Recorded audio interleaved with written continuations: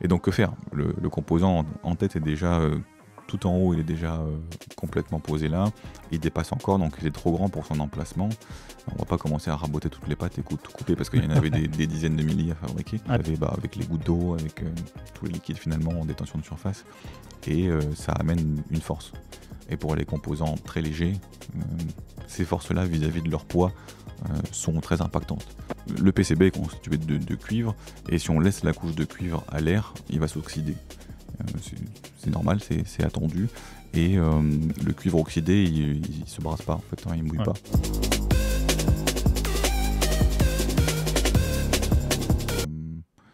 Qui nous importe quand...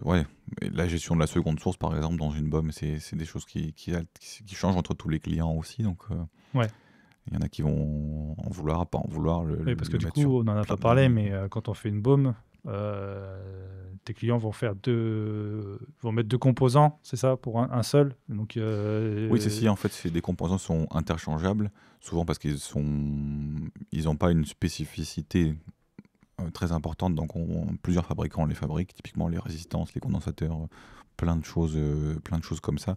C'est des composants physiques. Une résistance, c'est de la physique, c'est un film qui est résistif, donc on peut le faire par plusieurs trucs. C'est pas un microcontrôleur qui est très précis dans sa architecture.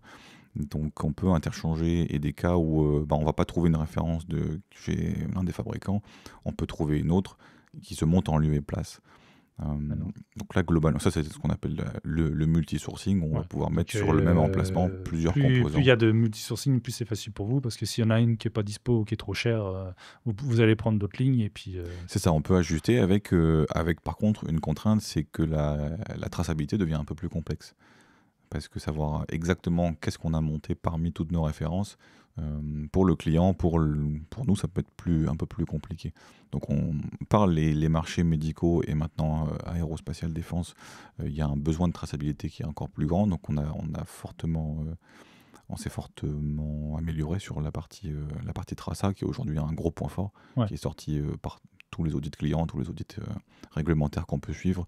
La traça, on peut aller très loin, mais forcément si on autorise une jungle de boîtiers au même endroit, les risques liés à la pro sont autant que ceux qu'on résout, autant ce qu'on amène comme risque, parce que des fois on se dit une diode c'est la même entre une diode toute bête, c'est la même entre chez Diode ou bien chez Vichy. En fait on les monte et c'est pas les mêmes, quoi.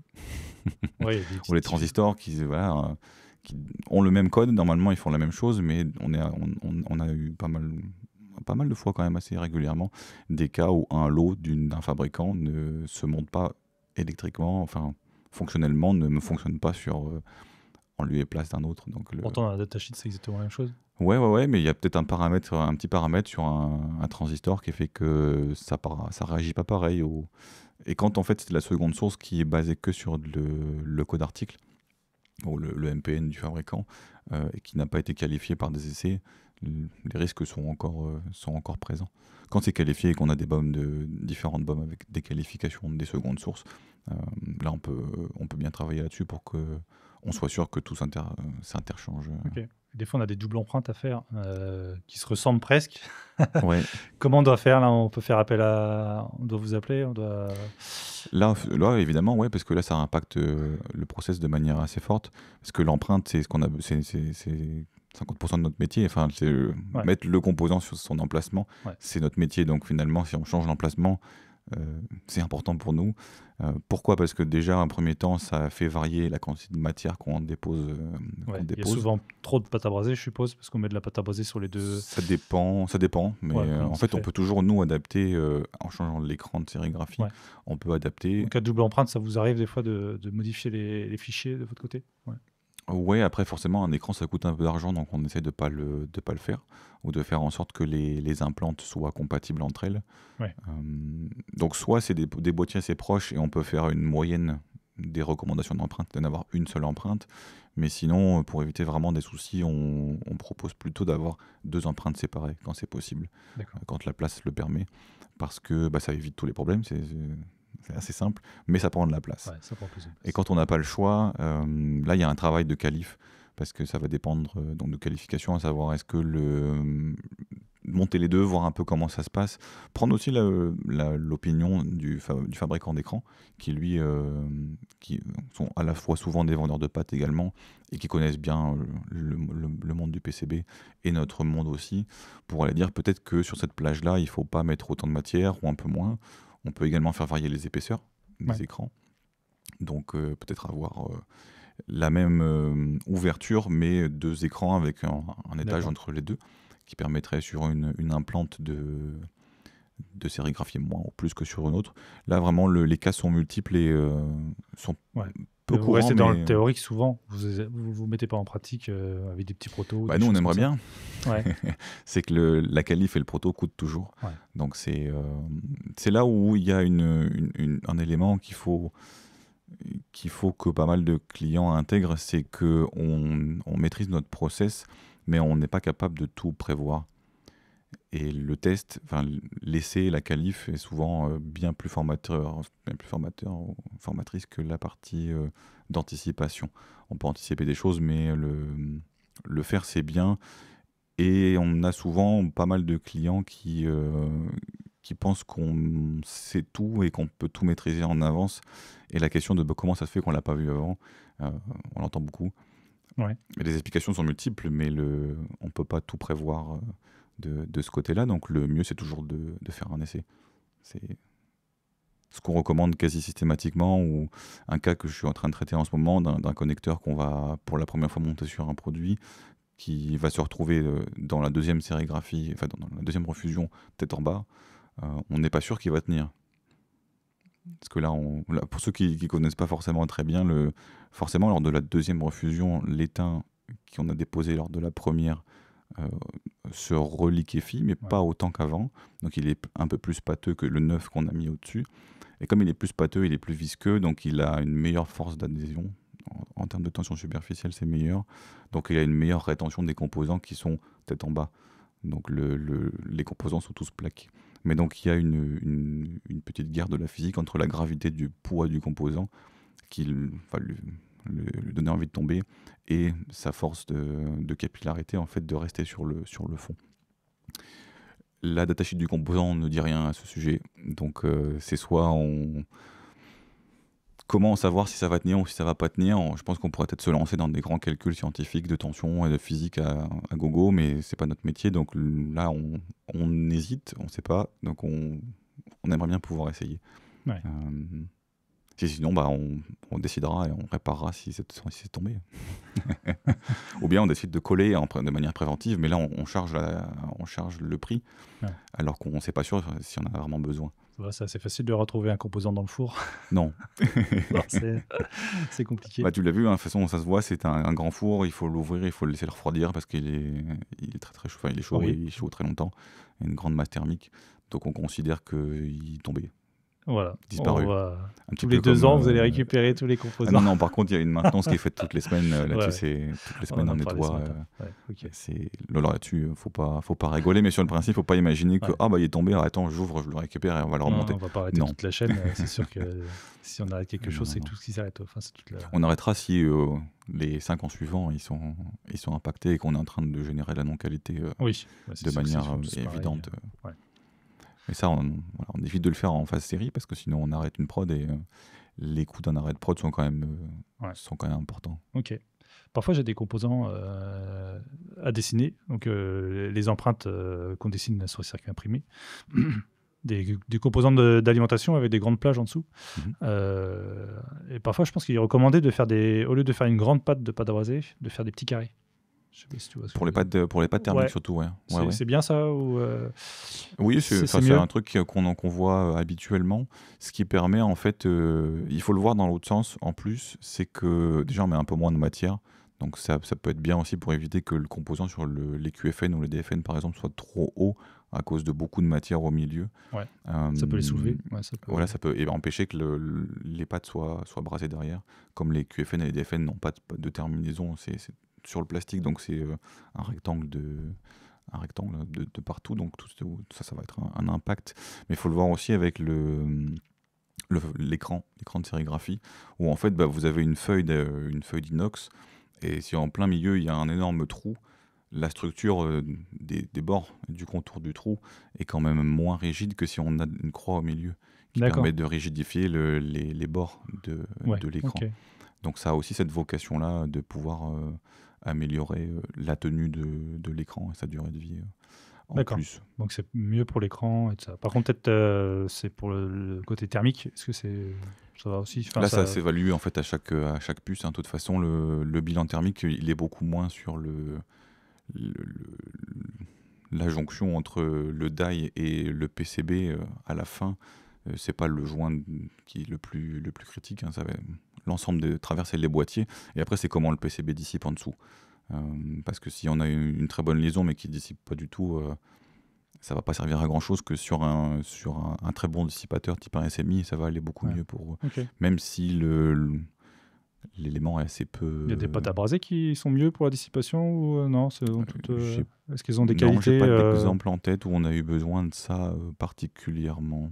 Non, il n'y a pas de. Non, on va plutôt changer le substrat donc passer sur d'un FR4 des éléments en alu, donc le SMI, ou en cuivre. On a eu à fabriquer des spots pour l'industrie du spectacle.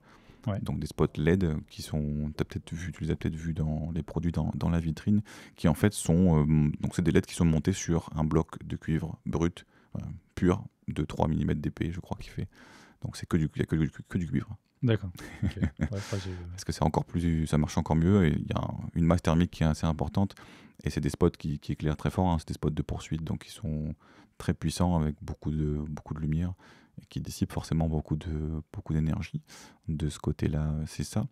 Et en fait, pour aller juste te raccrocher un petit peu à pourquoi ne mettre que des emplacements, une croix par exemple de pâte à braser, ça te permet aussi de mettre tes vias au milieu.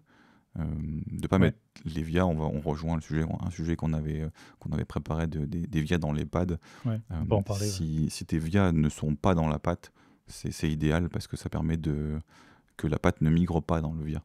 Le via en fait c'est un trou qui rejoint les couches ensemble. D'accord. À partir de quel diamètre il arrête de passer à travers le trou?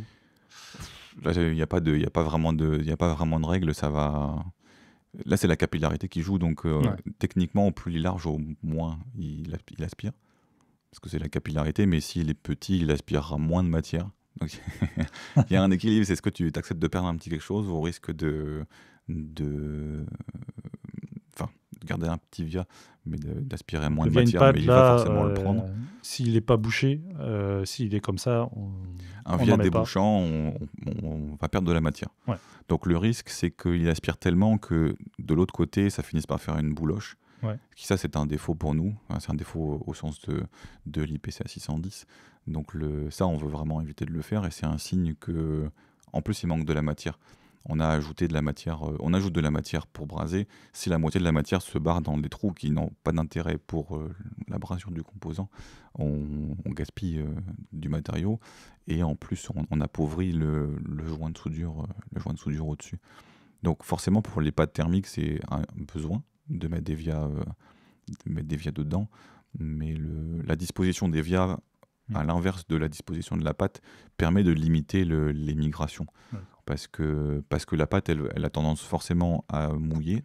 C'est son but, elle mouille, donc elle se positionne sur les plages d'accueil et la plage du composant.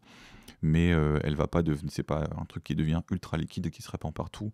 Donc si on la place quelque part, globalement, elle reste à peu près dans sa zone. Ce qui fait que quand c'est bien équilibré, on a très peu de pertes de matière dans ces vias-là. Ok. Les vias borgnes, c'est pas bon non plus. Après, c'est un facteur de coût, c'est plutôt ça. Il y a quand même le risque que l'air soit emprisonné, c'est ça? Non. Il y a cet élément-là. Après, pour beaucoup de marchés, c'est pas grave. Sauf si on travaille sous vide, c'est pas très grave s'il y a encore des gaz présents quelque part dans la carte. De toute façon, il n'y a pas de souci dans le four. Je sais pas, j'avais cru entendre des effets popcorn ou des trucs comme ça. Non, c'est pas. L'effet popcorn, on l'a surtout dans le cas où des composants n'ont pas été séchés correctement. D'accord. Là, c'est la gestion du MSL, donc de la capacité des composants à absorber l'humidité. de l'air qui, forcément, s'ils ont absorbé de l'humidité, d'un coup, on les met dans un four qui monte à plus de 200, plus de 250 degrés. Et donc là, ça va exploser si on ne fait pas attention.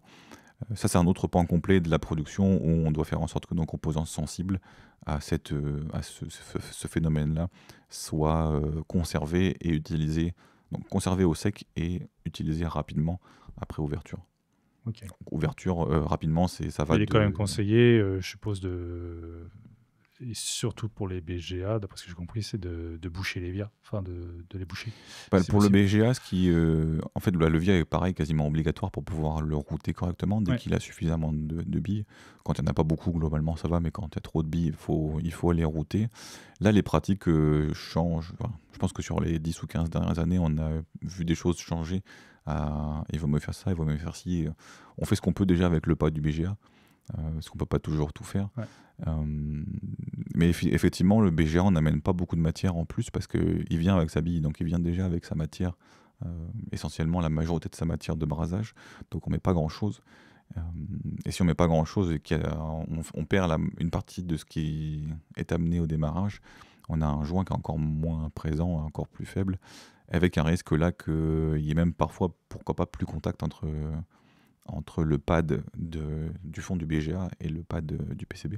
Si toute la matière est absorbée par un via, par exemple, et que les autres billes de la grille sont encore présentes, là on pourrait imaginer à l'extrême qu'il y ait une bille manquante, quoi, qui aurait été absorbée par...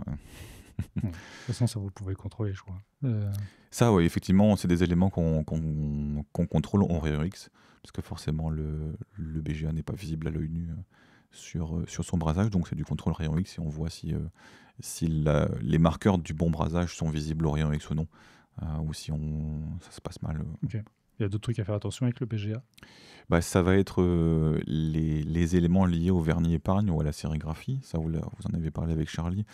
Typiquement, les sérigraphies, il faut juste laisser tomber parce que c'est trop épais et trop peu répétable en termes d'épaisseur. Mais pour se figurer un peu les choses, une bille de BGA, donc le pas, donc l'anthrax entre les billes, on a tendance à prendre assez facilement du 0,4 ou 0,5 mm, donc 4 à 500 microns. Le cuivre en général, l'épaisseur du cuivre, c'est par exemple entre 35 et 50 microns, voire un peu plus suivant. Donc déjà, il y a qu'un facteur 10 entre le pas de la bille et la hauteur du cuivre, déjà. Le vernis épargne, donc le vernis vert, d'autres couleurs mais essentiellement vert, qui se trouve au-dessus, et a aussi un process qui n'a pas un contrôle de l'épaisseur hyper fin, pas autant que le cuivre par exemple. Donc là on peut amener des assez grandes différences de hauteur relatives au cuivre et à sa finition, parce que ça c'est notre niveau 0 pour la bille, elle doit se poser dessus, donc c'est son niveau 0. Donc tout ce qui va se mettre au-dessus... il est assez plan, c'est par contre après... Voilà, il est plutôt bien et plutôt en fait profond par rapport à ce qui va être mis par au-dessus comme couche, donc le vernis épargne et la sérigraphie. Et donc si par exemple on imagine une bille qui va faire 100 microns de diamètre, ce qui paraît pas absurde en considérant qu'on a un pas de 0,4 par exemple, 100 microns, si je dis qu'il y a déjà 30 ou 40 de vernis épargne et qu'on imagine une sérigraphie au-dessus qui fait ça aussi potentiellement, on n'a plus que 20 microns d'écart entre le fond du composant, donc le fond du composant et la bille. Donc là, on n'a plus grand-chose pour pouvoir braser, sachant qu'une bille, elle s'affaisse toujours quand elle va refusionner. D'accord. Donc, parce que la bille, forcément, contient aussi un peu de flux, donc elle va toujours s'affaisser, et puis avec un peu de poids, un petit peu d'étalement et de mouillage de la part de la pâte, on pourrait arriver à un cas où il y a trop d'épaisseur sous le BGA et qui ne touche plus par terre. En fait, il ne touche plus par terre une fois qu'il est refusionné. Il est posé sur la sérigraphie. Il serait posé sur la sérigraphie, par exemple. Ça, c'est un cas extrême, mais qui peut arriver et qui serait horrible. Donc tout ce qui est petit CMS ou BGA, zéro sérigraphie en dessous, quoi. Déjà, même autour, c'est compliqué parce ceux qui mettent le petit rond pour faire le 1. Voilà, le petit point. Celui-là, il peut être moins embêtant, mais sur le principe, celui-là, il va être problématique surtout pour le dépôt de pâte, pour l'étanchéité écran PCB. Parce que là, c'est pareil, l'écran qui, lui, fait entre 80 et 150 microns d'épais. Si on lui met un obstacle de 30 ou 40 d'épais, très local, en fait, une pointe sur un truc qui ressemble à... Il aura du mal à se déformer autour. Donc il va générer soit de la microbie où la pâte va pouvoir rentrer en dessous, ou des problèmes de démoulage. des problèmes liés à la sérigraphie qui sont des problèmes qui regroupent beaucoup, qui sont très importants dans le Pareto des défauts à la fin. La qualité du dépôt de pâte est souvent en jeu. Et c'est ça qui est souvent lié au routage et à la manière dont ça a été préparé en amont. Donc les composants petits ou avec des petits pas ou des faibles hauteurs de pâte, essayer d'en avoir le moins de choses en dessous. Ouais. Donc toi, tu enlèverais carrément le vernis. Parfois, il est nécessaire parce que le vernis épargne il peut être nécessaire parce que notamment, si on route un BGA en type Dogbone, on va vouloir avoir le pad, le via à côté et relié par une petite piste.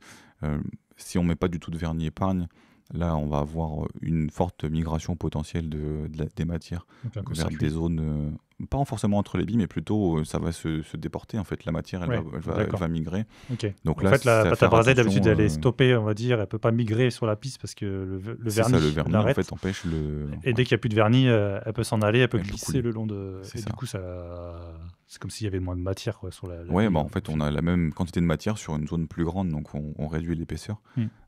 Ça peut être un risque qui est associé. Donc si on veut enlever le vernis, il faut que ce soit du via une pad, il ne faut pas que ce soit un via déporté, quoi. Ouais, c'est ça. Dans l'idée, ce serait ça. Ou alors qu'on l'anticipe avec une calife forcément liée, mais qu'on l'anticipe et qu'on amène de la matière de manière préventive sur cet élément-là, au risque. Voilà. Le souci d'avoir aussi, je pense, ce que j'ai déjà vu comme problème, moi, c'était du coup les pattes de BGA qui étaient noyées ou qui avaient des trop grosses pistes qui arrivaient dessus. Oui.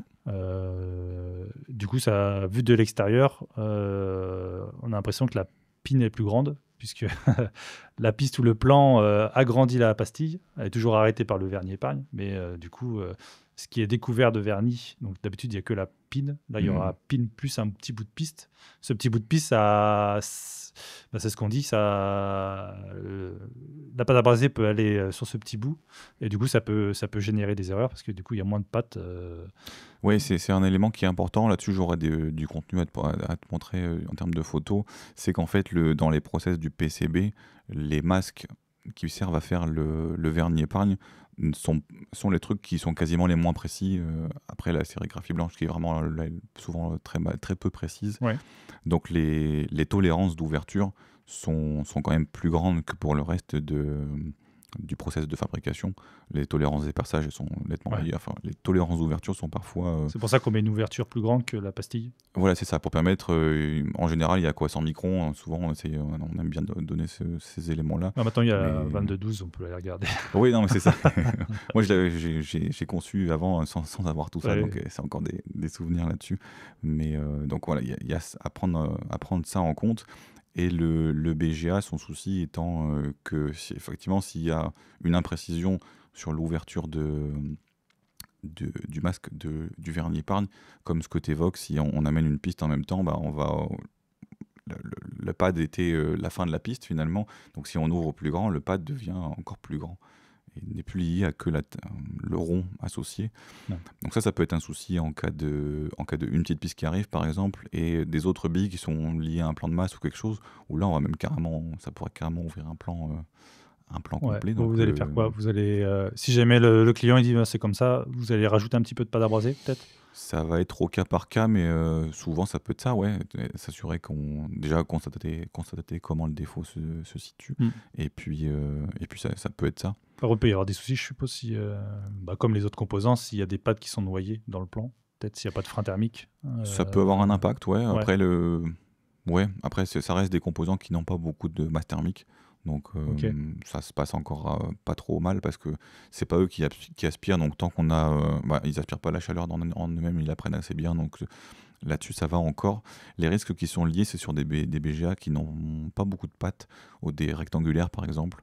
Si les routages ne sont pas homogènes, en fait ne distribuent pas les pistes ne se distribuent pas autour du BGA, ça peut amener à ce que quelques billes tirent plus que les autres. Donc soit le BGA va bouger dans donc du si sens, toutes les pins à droite sont reliées vers la droite et puis à gauche il n'y a pas de piste qui il arrive, n'y a pas de piste, ça du va coup il tirer risque vers de la droite. tirer vers le côté où il y a les pistes. Donc Ouais. soit tirer ou soit même parfois soulever, ça peut aller jusque-là. Il y a des risques qui sont liés à ça. Donc souvent les petits, typiquement l'accéléromètre dont je parlais tout à l'heure, la recommandation est de mettre, il y a vraiment un routage recommandé pour la proximité proche du BGA, à dire ces 2 pins là vous les mettez comme ça, les 2 autres comme ça, les 2 autres comme ça. D'accord. Et en ça fait tire de chaque côté un peu. de manière uniforme, c'est ça. Ouais. Où on aura là c'est un 6 billes en 2x3. Il faut que de manière symétrique, les pistes sortent de manière symétrique pour que, au cas où l'ouverture du vernis est plus large, toutes les billes voient les mêmes, un effort uniforme sur. Il faut vraiment que les gens ils se prennent comme une image que la soudure va tirer. C'est au moment où la refusion se fait, il y a une matière qui était solide qui devient liquide. Et donc, comme tous les liquides, elle a des tensions de surface, comme ce que vous avez avec les gouttes d'eau, avec tous les liquides finalement ont des tensions de surface. Et ça amène une force. Et pour les composants très légers, ces forces-là, vis-à-vis de leur poids, sont très impactantes. Et même pour des composants plus lourds, comme les D2 packs par exemple, qu'on a eu, là, qui ont un grand pad thermique en dessous, mais qui ont beaucoup de matière en dessous aussi. Là, c'est pareil, il y a beaucoup de matière, en plus qui le maintient en suspension, et qui d'un coup passe à la refusion, devient liquide, donc travaille aussi également avec ce gros pad thermique, ces 2 petites pattes en bout, qui peuvent avoir tendance à des rotations, à des déplacements. Ouais, ça arrive. Ah ouais, ça, on a dû gérer un problème de ce côté-là qui nous a pris pas mal de temps, qu'on a dû finalement décaler la pose. Donc indexer la pose plus haute parce qu'il avait tendance à glisser et à sortir des plages. Ouais, c'est aussi une des solutions, c'est de décaler le composant quand vous allez sur les plages. Ça peut coup, arriver, ça va pousser, mais comme il est un peu déjà décalé, ça va. Là, ce problème-là spécifiquement, il était lié à ce que, à la suite d'un changement de seconde source, on a eu un des 2 packs avec des pattes plus longues, qui avait la version standard, c'était des pattes raccourcies, et donc là on avait des pattes plus longues, donc le routage était fait pour les pattes raccourcies et pas pour les pattes plus longues, alors que c'était une seconde source par le client. Donc ça, forcément, on ne l'a pas détecté très tôt parce qu'il faudrait faire une analyse hyper poussée pour le voir. Il faut vérifier chaque empreinte. Voilà, les compatibilités empreinte et seconde source, ça fait beaucoup de choses à faire. Et au moment de poser la nouvelle référence qu'on a reçue, qui pour nous c'est transparent, un nouveau composant, mais il est en seconde source, on peut le mettre de manière transparente, et ben là ça dépasse. Et ça dépasse, et bon, en soi c'est potentiellement pas grave que ça dépasse, tant que l'isolation électrique n'est pas rompue. Oui. Donc là il y a un critère de distance en fonction de la tension. Et là dans ce cas-là on était quand même très limite et souvent un peu trop limite. Donc voilà, ça dépassait et ça rompait de pas grand-chose, de quelques dizaines de microns, mais quand même c'est au sens de nos standards de production qui sont l'IPCA 610, c'est pas bon. Et donc que faire? Le composant en tête est déjà tout en haut, il est déjà complètement posé là, il dépasse encore, donc il est trop grand pour son emplacement. On va pas commencer à raboter toutes les pattes et tout couper parce qu'il y en avait des dizaines de milliers à fabriquer. Ah oui. Donc là on pouvait pas décider comme ça. Donc gros boulot, et puis boulot avec donc c'est un de mes clients, donc j'ai géré ça avec les collègues du process pour tester des choses. Donc on a testé de changer le dépôt de pâte sous le composant pour mettre moins de matière et la mettre mieux. Donc typiquement, habituellement, on va mettre on met un carré finalement de pâte sous le composant, mais ces composants-là, en fait, le fond a plutôt une forme de T. Donc là, on a mis la partie métallique du fond, on a une forme de T. Donc là, on a mis de la matière que sur la partie métallique, et pas la matière inutile, entre guillemets, qui est sous le plastique, mais qui aura tendance au moment de la refusion à être présente et à aussi impacter l'ensemble. Donc on a réduit la matière en la concentrant là où c'était nécessaire et utile. Et ensuite, c'était décaler la matière, donc le dépôt de crème, par rapport à l'empreinte, pour pouvoir aligner le composant sur le décalage. Donc on a forcé un décalage en tête, donc plus haut du composant, pour anticiper une légère glisse et un recentrage lors de la refusion, qui permettait à la fin de ne pas avoir de dépassement. Donc ça, c'était un beau challenge qu'on a réussi quand même, parce que ça a marché. Ouais, super. Mais voilà, on Ouais, découvre des choses, on se dit, mais comment on va gérer pour empêcher le composant de se recentrer suivant ses propres décisions physiques, parce que c'est de la physique pure, le recentrage lié aux tensions superficielles, c'est faut que ça s'équilibre, donc le déplacement se fait. Ok, très bien. Donc, de toute façon, parce que moi, je génère un fichier pick and place, enfin, compxy. Donc, avec le enfin, quand on crée notre composant, on met un origine, on le met souvent au centre du composant. Ouais, le centroïde. C'est ça que vous recommandez, de toute façon, vous? Ah oui, là-dessus, il y a pas de, on touche à rien sur la Vous avez génération de pick rarement and à place. reprendre ces fichiers-là. Si, Si. on peut les faire notamment pour nous-mêmes décider de décaler les composants, ça c'est Donc, possible. pour ceux qui comprennent, c'est le fichier avec. Donc, il y a tous les composants sur la carte avec leurs coordonnées, c'est ça? Ouais, c'est ça, la coordonnée du centre, et ce qui nous permet, et la par machine rapport à peut la le carte, chercher. quoi. Ouais, tu vas Et le ouais, chercher. donc la coordonnée du centre du composant et où est-ce qu'il faut aller le déposer. Donc là-dessus, c'est bon, mais typiquement, ce qu'on fait systématiquement, parce que ça, personne globalement ne peut le savoir en amont, c'est le positionnement dans la bobine. Ouais. L'angle de rotation que le composant a dans la bobine par rapport à ce que nous, on va utiliser, ou même sur la carte. Donc ça, c'est des choses qu'on reteach de manière habituelle, où dans le process de développement du programme de pause, on récupère forcément votre fichier, mais en plus, on modifié vérifie par rapport aux orientations, voilà. par exemple. Parce que nous, on met l'orientation par rapport à la carte, mais faut dire à la machine dans Voilà, quelle sinon, rotation il est par rapport dans la bobine, quoi. Interfacer les éléments, mais c'est des choses qui sont... Ça se passe encore bien, et c'est à ce moment-là aussi, par exemple, il y a un doute entre les données générées, les informations du plan d'équipement, par exemple. Si dans le plan, c'est écrit un sens, mais que dans le fichier de placement, c'est l'inverse, au moment de faire le programme, nous, ça déclenche une alerte à dire quelle est la bonne valeur, en fait, quel est le bon sens. Si en plus la sérigraphie du PCB est différente, on a encore un troisième lot pour se dire bon, alors dans quel sens c'est. Et ça peut être un des cas où on revient vers le client pour dire bon, dans quel sens il faut le mettre, parce que là on est à l'arrêt, qu'est-ce qu'on fait? Ça arrive, Mais d'où l'importance d'avoir des dossiers, des documents cohérents et vérifiés en amont. Le temps à passer par le routeur et le designer à vérifier son dossier et à le faire inspecter légèrement, en fait, pour sa conformité d'apparence à son partenaire OMS, c'est quand même important. Ouais. Bon, déjà, on a donné quelques points de vérification. Oui. Bah ouais. Et après, pour tous les prospects éventuels, n'hésitez pas, on saura vous répondre. Il y a aussi la finition qui doit jouer, je suppose. Oui. Donc, à la fabrication du circuit imprimé, il y a des finitions. On peut choisir la finition qu'on met en recharge par rapport au circuit imprimé, au cuivre. Tu peux en dire plus sur cette finition-là, comment les choisir? Ouais, donc ça a un impact, je suppose, ça va être assez simple. Ça a un impact où, en fait, pourquoi on a besoin d'une finition? D'abord, c'est que le cuivre, le PCB est constitué de cuivre, et si on laisse la couche de cuivre à l'air, il va s'oxyder. C'est normal, c'est attendu. Et le cuivre oxydé, il se brasse pas, en fait, il mouille pas. C'est pas donc, bon. Vous n'arrivez pas à souder sur du cuivre? Non, en fait, ça mouille pas. L'oxyde de cuivre ne permet pas à la liaison éteinte de se faire bien, donc ça prend pas, en fait.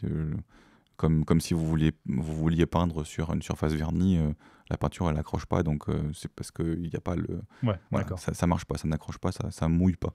C'est ça le mot principal, c'est le mouillage. Il est là-dessus. Donc les fabricants ajoutent une finition qui permet de protéger le cuivre déjà, et ensuite de mieux interfacer la future pâte avec le lien de cuivre qui est en dessous. Parce que le but, c'est qu'une fois que la refusion soit faite, tous les matériaux soient de manière homogène, en lien électrique et thermique forcément, puisque c'est des métaux. Donc globalement, il y a deux finitions qui se partagent quasi tout le marché, qui vont être le lead free hole ou le nickel or.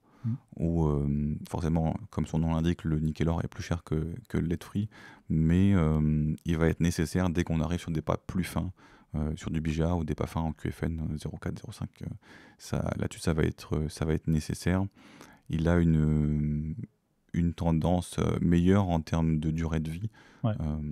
Et de planarité aussi, je crois. Ouais, de cette qualité-là également. Et avec par contre l'inconvénient qui existe, c'est que l'or pollue. L'or est un polluant pour le joint brasé, donc il rend le brasage un peu plus dur, donc un peu plus cassant. D'accord. Donc après, c'est pas un truc hyper critique, mais si on a besoin d'une très grande flexibilité, c'est peut-être pas la meilleure finition, mais qui est nécessaire pour pas mal de produits quand même. En fait, tous les produits où il y a du BGA ou du QFN à pas fin, le nickel-or est quasiment obligé. Et je n'ai pas en tête exactement notre répartition, mais je pense que c'est la finition majoritaire de nos produits, par exemple. Ça permet d'avoir 12 mois de durée sur étagère. On peut considérer qu'on utilise... À partir de quel pas dès qu'on a un BGA, on met du... Ouais, et puis sinon, on va dire 0,5. Ouais. Vaut mieux passer sur... Ouais, c'est ça, il y a un petit facteur de coût, mais qui va s'y retrouver nettement plus. Après, il n'y a pas de règle absolue, hein. C'est aussi à la qualif, hein. On peut considérer...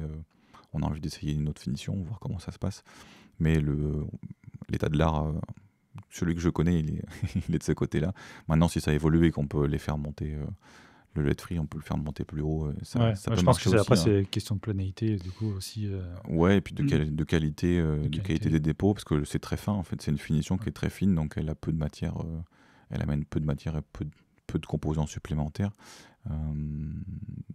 Là-dessus, c'est les grands classiques. Après, il en reste d'autres, hein, où il peut y avoir des finitions étain chimique, des finitions argent.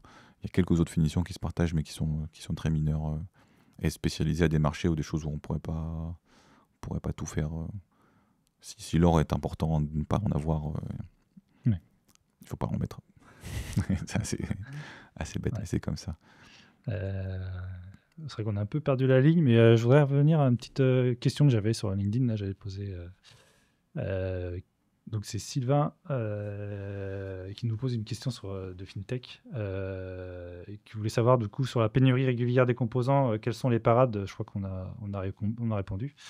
Est-ce qu'il y a des demandes de clients incluant des solutions de réparabilité des cartes électroniques? Vous avez déjà des clients des fois qui viennent C'est assez particulier. La question, je vais peut-être la prendre dans le mauvais sens, mais en fait, la réparabilité, elle n'est pas vraiment liée à nous, parce que c'est plutôt lié au choix des composants. Qui est lié au design. Vous faites que des produits, je veux dire, de partie alors, je ne sais pas si c'est dans ce sens-là, mais vous prenez que des circuits nus et vous les équipez de A à Z. Oui, après, on a forcément un service de SAV sur nos produits, hein, s'il y a un souci. Et dans le cadre, par exemple, de tous les produits dont on réalise le test, donc un test électrique et ou fonctionnel, forcément, les produits qui sont éjectés lors du test sont analysés et sont réparés. Donc là, c'est souvent en partenariat avec le client, quand il a la connaissance assez fine de son produit pour pouvoir nous aider, ou bien qu'il ne veut pas nous fournir les éléments de schéma, par exemple. Mais on n'a pas de demande... à réparer quand même des circuits, ils ne sont pas forcément à la poubelle s'il y a un composant ou des choses à changer. Non, pas de manière systématique. Après, il y a des choses qui sont... Typiquement, s'il y a un défaut dans le PCB, on ne peut pas le sauver. Ça, c'est un truc impossible. Ou les facteurs qui vont faire qu'on ne va pas réparer, c'est si le temps estimé de réparation il est vraiment trop élevé par rapport à la valeur de la carte. Ou là, si c'est pas économique pour nous de réparer, il vaudra mieux refabriquer pour compenser la suite. Mais donc forcément, et ça va rejoindre, je pense, la suite de la question, comme tu me l'avais montré tout à l'heure, où on peut pas tout réparer. Et la question après, c'était est-ce que l'économie circulaire fait partie du business actuel des EMS? Donc il y a oui et non, parce que c'est compliqué. Le recyclage existe, mais il est compliqué parce que nos composants sont constitués de tellement de matériaux et d'alliages et de types de choses différentes que c'est compliqué à bien recycler. À réemployer, c'est encore pire. Enfin, c'est très compliqué aussi, parce qu'un composant qui aurait été déjà utilisé ailleurs, qu'on aurait démonté et remonté, on n'a plus d'infos sur sa durée de vie, sur sa garantie, sur qu'est-ce qu'il a subi avant. Donc le réemploi de composants est compliqué, même s'il existe, hein, par des composants obsolètes ou des composants associés au broker. Les composants ont une durée de vie, une durée de soudabilité ou pas? Ouais, de toute façon, c'est lié à la technologie. Ils ont souvent une limite de nombre de cycles de refusion. Ceux qui vont être très concernés, par exemple, c'est les LED.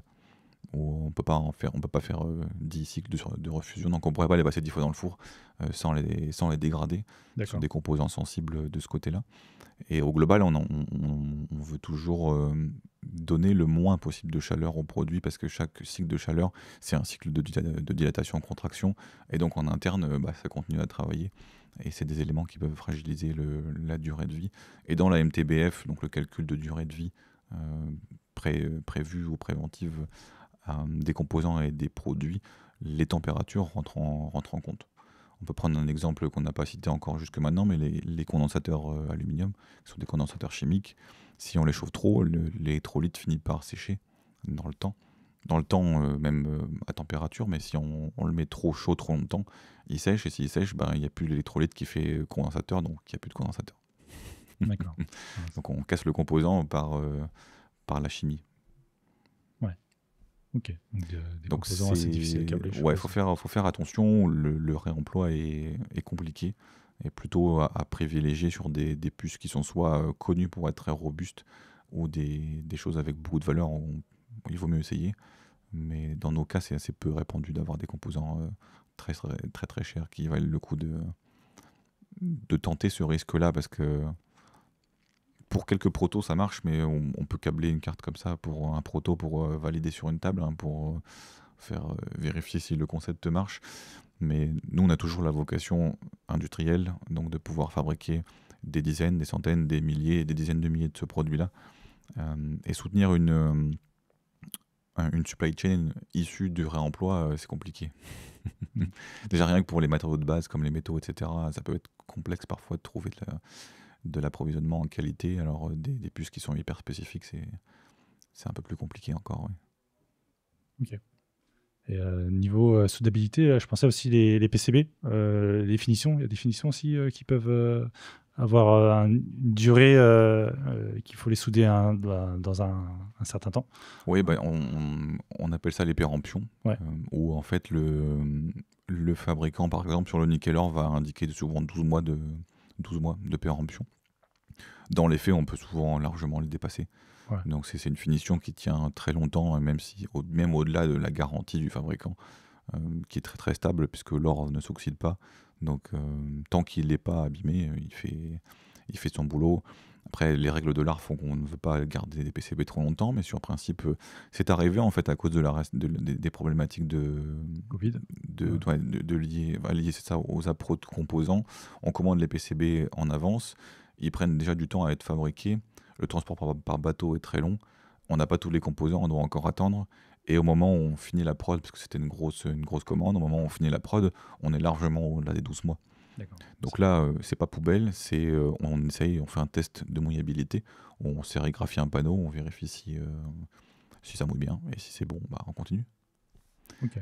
Donc c'est une recommandation après qui est à prendre avec des pincettes, où le nickel-or tient quand même plus longtemps. Si ça a mouillé, entre guillemets, c'est que c'est bon. Ça va oui, c'est que de toute façon, la matière est encore présente, donc si ça mouille, c'est que ça va braser.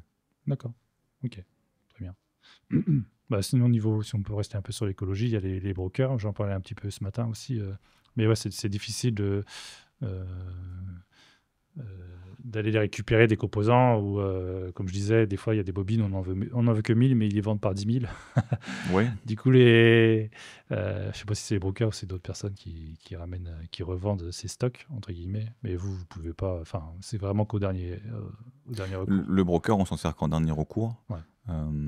Parce que les circuits de distribution classiques, quand tout va bien, ils sont largement suffisamment approvisionnés pour pouvoir nous servir. Le broker, on en a eu besoin forcément comme tous au moment des pénuries, et c'est là où il y avait aussi des éléments de doute sur les bonnes foi et le vrai circuit des composants. Quand le fabricant n'a pas des pièces et que le broker en a avec un date code de l'année en cours, c'est bizarre. Ah oui, d'accord. On en a eu. Mais quand le fabricant dit qu'il n'y a pas, alors qu'il y a un lot disponible avec un date code de l'année, c'est pas normal dans la logique de la supply standard. C'est pas normal. Donc, il y a eu énormément de spéculation, il y a eu énormément de Bon, et puis des opportunités, on va dire, pour les uns ou pour les autres de faire du business de ce côté-là. Là, tant mieux, on est revenu au normal. Le broker, on s'en sert voilà, quand on a besoin d'une pièce qui est, soit est obsolète, et dont ils ont des stocks résiduels qui arrivent, soit ouais, des petites quantités. C'est pas forcément ça que j'ai en tête le plus parce que on n'est pas forcément toujours obligé d'acheter la bobine complète. On peut avoir, mais là, du coup, par la distribution rapide, on peut avoir plutôt des plus petits reels ou des segments de bobines. Mais forcément, il y a toujours des minimums d'achat qu'on essaye soit de revendre aux clients quand il faut, ou soit de les réemployer sur d'autres productions. Ouais. Ok, très bien. J'avais noté, je sais plus si on en a parlé, du coup, des pistes qui passent sous les composants. C'est un peu le même souci, de toute façon. Ouais, c'est des soucis qui sont liés à la hauteur, aux épaisseurs. Ouais, aux épaisseurs. Ouais. Donc Globalement, c'est à va être éviter ça. sur les petits circuits, enfin sous les résistances, peut-être en dessous de 0,805, 0,603 Ouais, en tête de tout boîtier. va dépendre de toute façon de l'épaisseur, aussi l'épaisseur du PCB, l'épaisseur de la couche de cuivre. Ouais. Mais bon, quand on peut, on évite. Ouais. Ouais, vaut mieux C'est éviter, vraiment en cas de. Si on n'a même plus une couche pour aller faire passer une piste en dessous, faut peut-être parfois repenser le placement des composants pour éviter ça. Mais là, c'était ouais, au cas par cas, ou en termes de densité, ça va pas, ou qu'on peut pas rajouter une paire de couches. Là-dessus, on peut commencer à faire des petites choses un peu pas orthodoxes comme ça. Ok, on revient d'après une petite pause. De toute façon, on va bientôt vous libérer. Je pense qu'on a parcouru pas mal. Ouais, moi, l'un des messages que j'aurais à faire passer, c'est que pour tous les clients, tous les prospects, ou tous les gens, en fait, les bureaux qui ont envie de fabriquer des produits, rapprochez-vous de votre MS ou de un ou deux ou trois, et puis faites une sélection pour vraiment affiner le plus tôt possible dans le design. Ouais. Si vous n'avez pas l'Indus chez vous, de pouvoir la travailler avec votre MS et de le voir en partenariat. C'est ce qu'on disait un peu avec Charlie, c'est presque après la validation, enfin après le placement de routage. En conception, on peut déjà envoyer une première version. Ouais, et puis ouais, c'est ça. Et puis on peut même en fait ou déjà même à faire la création un proto. des empreintes peut-être aussi, dès qu'on a un doute, quoi. Ouais, pourquoi pas. Et puis ne pas hésiter à prendre le temps de faire des cycles produits pour les prototypes, les qualifications qui vont dès le premier quand même ramener pas mal de choses. Où, une des offres de service qu'on a, c'est qu'à chaque proto qu'on a et qu'on fabrique, on génère ce qu'on appelle une revue NPI. Ouais. Donc c'est une revue des nouveaux produits qu'on a introduits et qui synthétise tous les problèmes qu'on a eus et qu'on a soit résolus ou soit qui ont été bloquants, et les recommandations qu'on donne vis-à-vis du concepteur ou du client pour améliorer le parcours de vie de la carte dans l'usine. Ouais. Donc il y a des clients qui nous disent on s'en fiche parce qu'on ne pourra pas changer on changera pas, ça nous va pas, on garde comme ça. Ou d'autres qui vont être très avides de savoir qu'est-ce qu'il faut faire et pourquoi bouger les choses. Donc on rend toujours une revue, même si on ne nous l'a pas demandé. D'accord. Ouais, vraiment en amont du projet. Là, elle est en fin de production. Ouais. Mais voilà, oui. déjà commencer dès le départ. Et puis bon, après, je prêche un peu pour ma paroisse forcément, mais ne pas voir le relationnel EMS et R&D comme juste on est une usine de fabrication quelque part, on nous balance un truc, on va le faire. Il faut ce lien, il faut cette proximité pour aboutir à la fin à un produit qui sera plus robuste, avec une meilleure durée de vie, souvent un meilleur prix, puisqu'on aura pensé les choses d'une meilleure manière, de manière collective. Okay. Moi, j'espère que ce podcast aidera un peu dans ce sens-là. Espérons. Vraiment ce but-là de connecter un peu tout le monde, de comprendre le métier de chacun. Je pense que ça peut aider. Voilà, merci beaucoup. Merci à tous ceux qui ont écouté jusqu'au bout. Oui, merci à toi aussi. Merci à toi, surtout, pour ton expertise. Merci à FH aussi de m'avoir accueilli, d'avoir pu filmer aussi toutes ces images. Je pense que ça devrait plaire. Enfin, moi, ça m'a plu. J'espère que ça va bien rendre à l'image. Et puis voilà. Au revoir. Au revoir. Salut.